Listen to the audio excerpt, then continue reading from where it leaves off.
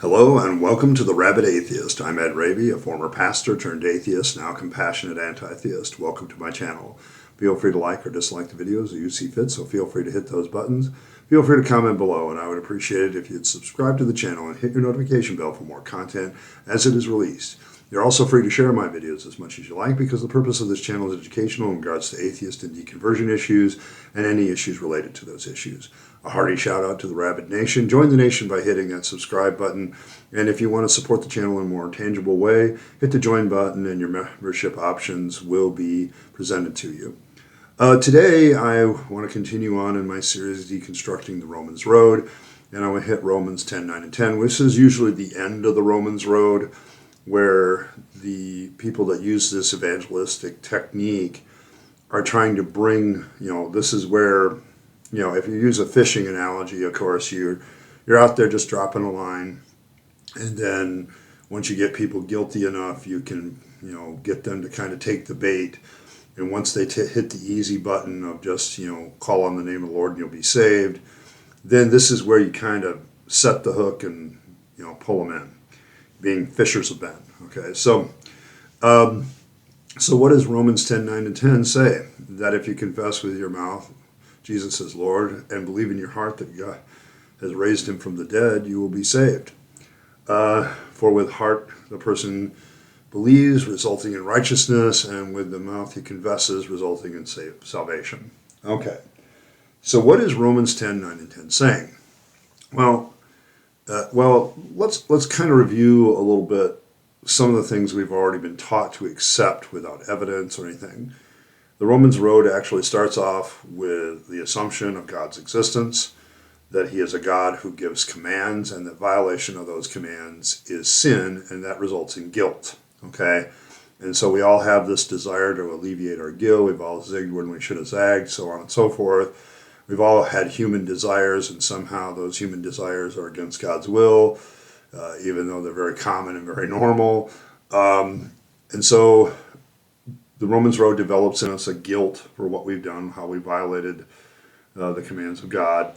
And then it kind of tells us, hey, all sin ultimately is treated the same way. The end result is always death, that we're deserving of death, and that the same God who is going to destroy us in hell offers us salvation if we just bow down and believe. The very, Stockholm syndrome kind of thing that we're being asked to accept out the gate. And then you also have the idea of Jesus being this human sacrifice that makes all of this possible. So we start accepting the idea of human sacrifice as a way of atoning between God and man. And then, just call on the name of the Lord, you'll be saved. That kind of appeals to our human easy button.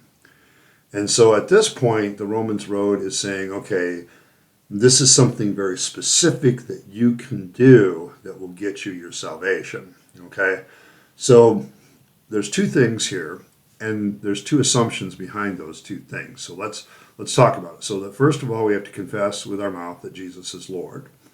In other words, we're accepting the lordship of another person over our life. And the more you read Christian literature, in particular Paul, he has this notion of the master-slave relationship being one of those things that best represents the relationship between the Christian and God. Okay? And so he talks about himself, for instance, a lot as the bondslave of Jesus Christ, referring back to that whole, stick your ear to the door and, God's going to ram his all through there and mark you as his bondslave, a willful slave to somebody else. Okay, so at this point, the whole idea of confessing Jesus Christ your Lord is kind of like that you're putting your ear to the door and slamming the awl through it and becoming a bondslave of Jesus Christ. You're accepting the chains of slavery. Now, somehow, though, later on in theology, we'll twist this around so that by becoming a slave, you actually become free, but not really. That's contradictory, and no matter how much you want it. So confessing Jesus Christ as Lord is making this decision to say, I'm going to accept the lordship of Christ. Now, a lot of salvation messages talk about accepting Jesus Christ as your Savior, confessing him as Savior, but that's not what the Romans Road says. Those who use the Romans road want to be usually are very specific about this and say, no, it's about confessing that Jesus Christ is your Lord, that you're literally saying, I accept Jesus, the Lordship of Jesus Christ over my life. Okay? And then the second part of it is that you believe in your heart that God has raised him from the dead. Now notice, the means of salvation is the cross and the sacrifice of Jesus, and that's always gone on at length. But the actual theological doctrine that has to be believed in order to have salvation be effective in your life is you have to believe that Jesus Christ rose from the dead, and he was raised from the dead by God. Now, this is the first time that we've introduced a theological concept. It really isn't the first time, but it's the first time that we have an essential theological concept that is introduced into whether or not a person can be saved. Now, there's a lot of liberal Christians that question the resurrection of Jesus Christ, but they still get into the emotional whatever. I'm sorry, the Bible, people, are you a biblical literist all the time? And I say, well, nobody's more literal in their interpretation of the Bible than an atheist, usually. But it wasn't a big leap for me because I was a biblical literist before. And here I'm going to get real literal with people. If you don't believe that Jesus actually rose from the dead, like he bodily walked out of the tomb, then you're not really a Christian. Sorry, I know that can be a shock to a lot of people, and I'm not the only one that says it. There's a lot of Christians that would say that too. And I would say Paul would say it too, because he's saying if you don't believe this particular doctrine, you've got to believe it in your heart, okay? You're not saved. Okay, so you have to start learning to accept things or else. Okay, there's a lot of or else acceptance of certain doctrines and theologies. Now, verse 10 goes on, kind of giving an explanation of this. For where the heart of a person believes, resulting in righteousness. Okay, so what Paul is saying here is that if you believe in your heart that Jesus Christ has been raised from the dead by God, that is what will get rid of your sin, ultimately, and start developing righteousness in you. In other words, we create this concept that if we believe certain things, righteousness is created in the person. Okay, so there's a lot of things that will be connected to this later in discipleship, because as a former Christian education pastor, or somebody who was in charge of discipleship in a church, and later on a pastor who did a lot of discipleship, because that was kind of my strength, and I realize a lot of what it's now is indoctrination, okay? We called it discipleship. Outside of it, I would now call it indoctrination. But the thing you're asked to accept here is that somehow by believing certain things, you're going to have this transformation of person to make you a better person. And this is one of the first times that this concept is introduced. And then it says, with mouth he confesses, resulting in salvation. So now, by confessing with your mouth that Jesus Christ is Lord, this saves you. Jesus accepts you as his slave, his bond slave, and now you're saved. Okay, so for those of us deconstructing, what are some of the things that caught us here? What are some of the things that was the appeal? Well, first of all, I'm going to continue to say that this is a very good salesman technique, and it works, okay, because number one, there's a lot of assertions without evidence, but this is where the assertions without evidence become the mainstay of Christian doctrine. Like, for instance, the acceptance of Jesus as Lord, the acceptance of submitting your heart, mind, and will to another person, to accepting slavery as we've been asked to accept human sacrifice, and now we're being asked to accept slavery as a basis for a relationship with another person. Okay, and so from my perspective, not a good thing. But why is that easier? Why is that appealing? Because it takes all the decision making out of our morality, out of what we believe, about what we think. It's just an easier way of doing things. Once again, we're still being asked to hit the easy button in a certain way, in the fact that we let God decide a whole bunch of things for us, our morality, what we believe, how we view the world, what our worldview is, so on and so forth. Now this is the doorway to accepting that idea that what I think in doing the hard work of looking at morality and coming up with good moral systems and stuff like that for ourselves, coming up with our own personal ethics, looking at things. We don't have to do that anymore. Okay, somebody's going to do that for us. Jesus is going to give his commandments, and we're going to have to just do them. But it takes the work out of it. Being a slave has one easy factor into it. You don't decide what you do that day. Somebody decides else what it is for you. And that takes the hard work, at least in our minds, it took the hard work out of living life. Okay? Oh, God's going to make it easy for me to live my life now because now I can just listen to what his commands are and follow, or try to follow them and follow them. But what that really is the acceptance, of slavery, the acceptance of I need to be a slave in order to be free. Okay, but we're still also kind of hitting the easy button. Well, and I don't have to develop virtue in my life. I don't have to develop character. I just have to put myself in a position where God is going to change me and develop my character. And that's another easy button, okay? We're accepting easy roads to complicated questions, even though those easy roads may not actually lead to the solution, okay? Because if you don't develop your own character and your own virtue and stuff like that, you're always going to feel like you're lacking. And you're going to come right back to the beginning of the Romans road of, well, you're still a sinner, you still need to, you're being rebellious there against the lordship of Jesus Christ, and that's why you're having a problem. And so it allows preachers and disciplers, such as myself and what I used to be, to basically say, well, you're the problem. It's always, it comes back full circle. You're the problem. Well, you're just not accepting the lordship of Jesus Christ. And, okay, at that point, it's like, oh, okay, well, how do I accept the lordship of Jesus Christ more? What do I need to do? What does the Bible say that I need to do? And then you just push people down that path. Accepting the Bible as your standard of morality is the easy button. Okay, it takes the whole moral questions out of it.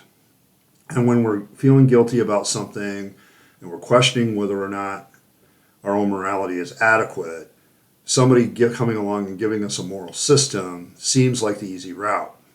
But what we really should be doing at that point, and this is a deconstructive aspect to getting out of this loop of thinking that somebody else has a better morality system, not necessarily, okay?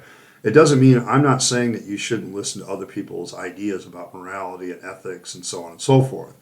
What I'm saying is, this allows you to just accept somebody else as a lord over those things without really thinking about them, okay? And that's why it makes it so easy for people to be indoctrinated into accepting all the garbage in the Bible, like God's very questionable moral ethics, so on and so forth, because we accept certain doctrines, okay? And with your mouth you confess, resulting in salvation, okay? So I've said it out loud, I believe it in my heart that Jesus is raised, and now I'm saved.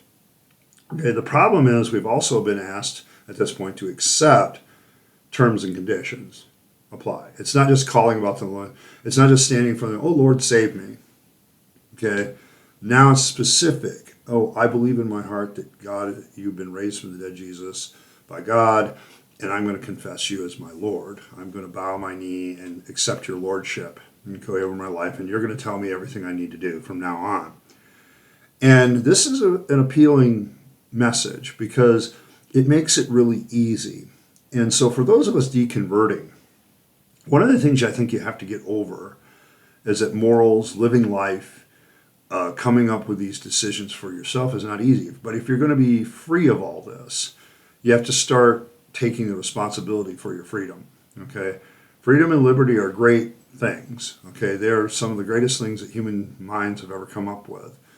Okay, letting everybody free, letting everybody be at liberty to pursue their own life is one of the greatest things that has ever been taught or come up with in our, as we've evolved morally. It's like, oh, this is a better way.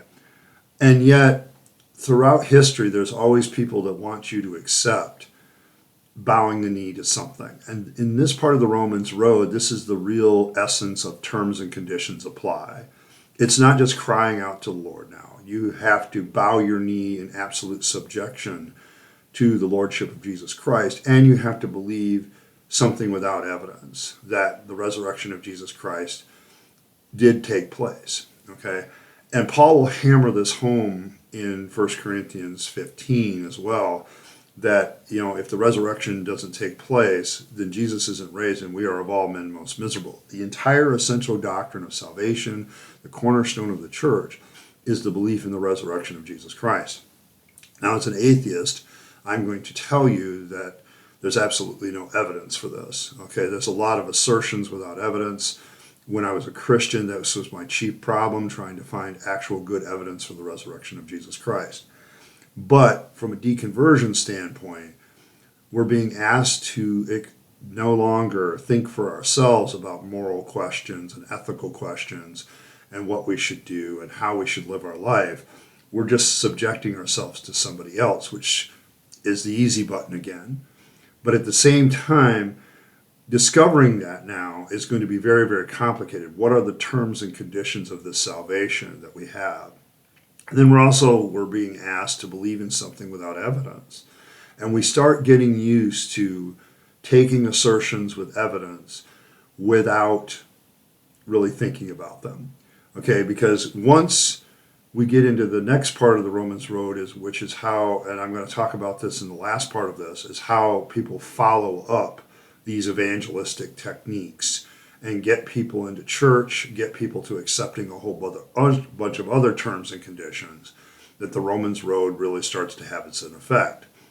Okay, but throughout this process, notice that whoever's using this evangelistic technique is asking you to accept things without really thinking about them. Okay, whether they're true or whether they're right or whether it's a good idea. Okay, the Romans Road really starts to introduce you to the concept of just accepting the Bible at face value and just, going with it, doing what it says. And once those people that use this evangelistic technique have that, it's much easier later on to indoctrinate people. Because once you've accepted certain things, then there's just no way to get out of it. Okay, your mind starts to think along those lines. I remember as a child, my parents teaching me and the church teaching me that the Bible was the way to go. It was the way to live life. And being indoctrinated as a child, first of all, there's a lot of problems with that right out the gate. But I learned to accept very early that if I wanted an answer to any of my life's problems, the first place I should go to is to the Bible and start searching the Bible. Does it have a principle? Does it have a direct command of what this should be? Well, what introduced that concept to me? Well, the very concept of salvation and this idea of accepting the Lordship of Jesus Christ and believing things that aren't verified or testable or anything like that, just believing the assertions without evidence and taking them as truth without any evidence to back them up.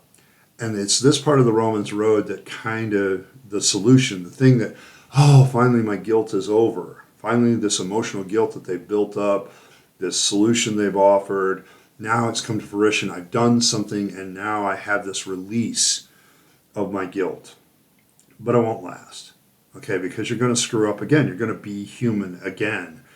And now you have to constantly do this, submitting to the Lordship of Christ every day, and you have to constantly believe this stuff that doesn't have any evidence, and over, and it becomes cyclical.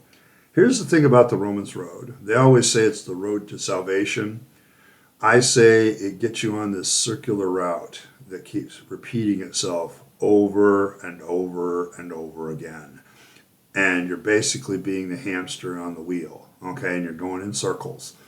And you get to this point where, why am I having a problem? Oh, because I'm not being obedient to God, and that means I'm sinning, and then I'm going to earn death if I don't fix this. And you just keep going around the Romans Road. The Romans Road is a circle with very few. With the only way to exit it is to stop believing in it and get off the road and find a different path. Okay, go through the wilderness of getting out there and finding another path. And that's scary to a lot of people. But once you accept this circle, it's kind of a trap. It really is a trap. But I'm going to leave it there. I want to talk about next week how most people who use these evangelistic techniques then start adding more terms and conditions. What does it mean to have Jesus as your Lord, and then they start to give their specific brand. What doctrines do you need to believe in addition to the resurrection of Jesus Christ to be saved, and so on and so forth? Because at this point, everybody's going to start injecting their own personal views of salvation, their own church's views of salvation, using this evangelistic technique. And I want to talk about that next week, so I'll cut it off here. But thanks once again for stopping by. I appreciate if you like, share, and subscribe. You guys are awesome. This has been so far the beginning of the year has been really great. Thank you very much. Just a lot of interest in the channel, and I appreciate that. Thank you very much. But as always, live your best life. You only get one go around, and then it's over. Don't waste your time, your money, your opportunities on the trappings of religion and faith, but rather give yourself to yourself and developing yourself as a better person, the people that you love and care for, friends and family, and making this a better world. You'll be much happier if you do. I speak from experience. And as always, thanks for stopping by, and I'll catch you next time.